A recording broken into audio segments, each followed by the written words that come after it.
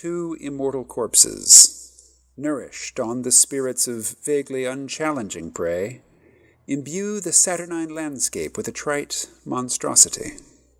Only in the hexagram upon which a long-forgotten artist inscribed blasphemous figures in a decrepit hand did an implication of gallows technique intrude.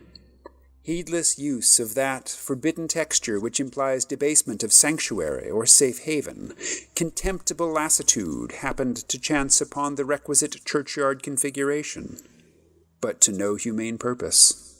The time for such measures was long past, and no amount of rote repetition could extend the effectiveness of such exhausted protective gestures. Less is not always more. Nothing can intrude on nothing. Emptiness exudes dignity. The victorious void stands dominant over prostrate paucity.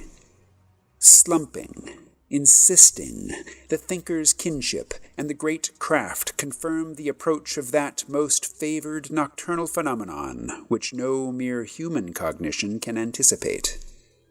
This twofold peace of death and meaninglessness is not the voiceless poem that croaks indignant dust in a parched throat. It is your only salvation, and it is not guaranteed.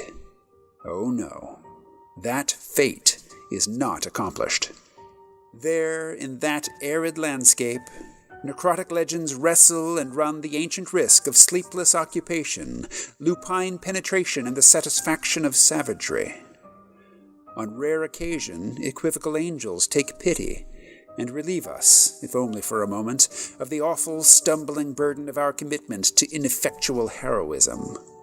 Visions of squatters from the outer vastness, overwhelming our sense of continuity and identity with their teeming multitudes, fragment in fading twilight, their oppressive meaning dissolved and forgotten in the lotus eater's haze. The buzz, the increasing gain, feckless and wallowing in nihilistic ecstasy, the invader's judgment, both incoherent and unyielding, rejects context, rejects all appeals to nuance, causal history, or simple mercy. Immaterial, irrelevant.